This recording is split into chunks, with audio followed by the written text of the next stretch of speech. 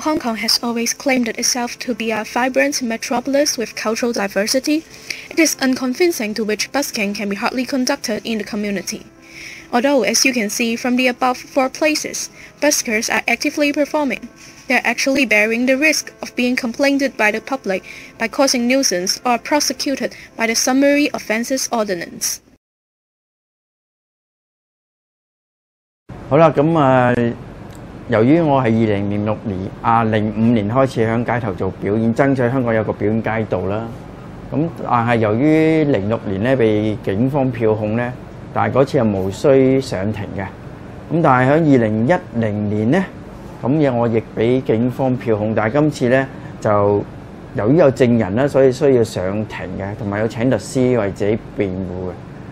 好在請到義務律師咧去打呢個官司咧，我先爭取到咧。同埋贏咗呢場官司咧，先至可以爭取到喺街頭做街頭表演。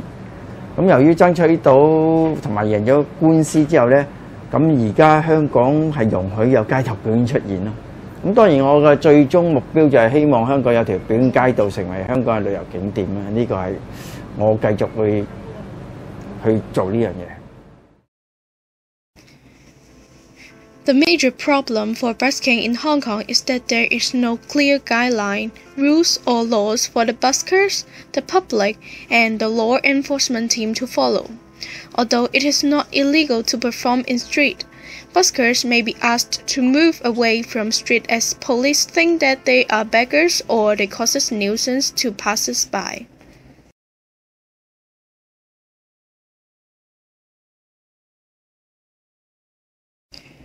To solve the problem, the government has launched the Open Stage pilot scheme in 2009. Performers are allowed to showcase their talents in the open area in front of the cultural center, Sha Tin Town Hall, or Kwai Ching Theatre. It seems that it is a perfect scheme that has taken the concerns of different parties. However, as audition is required by the government panels and they are not allowed to receive any money from the public.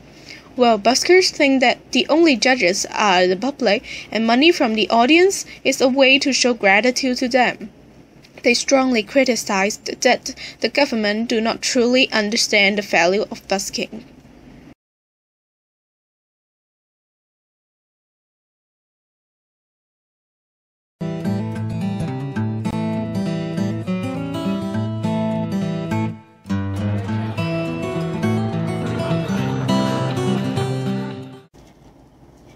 In Edinburgh, the city organizes an annual Edinburgh Festival Fringe. All people are welcome to join. By paying a certain fee, buskers can perform in every corner of the city. To support the event, the government gives positive incentive by giving exemption in working visas to overseas buskers and provides venue license during the festival period.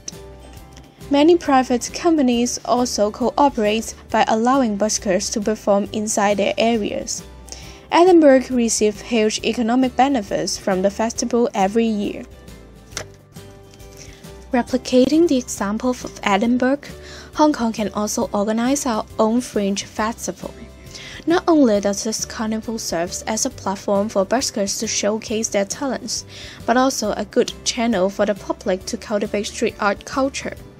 However, as the busking culture is not as deep as Edinburgh in Hong Kong, there is doubt that the public will not accept this event. Also, as it is of a very short period of time, it cannot solve the problem for buskers' concerns regarding venue limitations.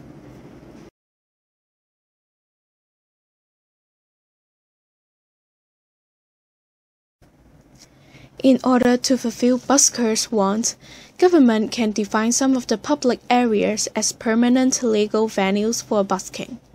To choose an appropriate venue that can live up to buskers' expectation, it is better to refer to places they always stay at. For example, the pedestrian zones in Mong Kok and Causeway Bay, and open areas in Times Square, and the cultural center. All of these places have high pedestrian flow.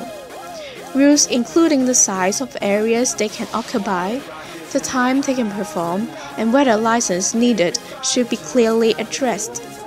The government should also inform the law enforcement units to follow a new guideline for prosecution. At the same time, the government can cultivate street art culture through education in order to let the public appreciate the beauty of busking instead of creating nuisance. Integrated with the idea of holding carnivals, busking culture can be promoted. Such all-rounded busking system will then be able to tackle the problem.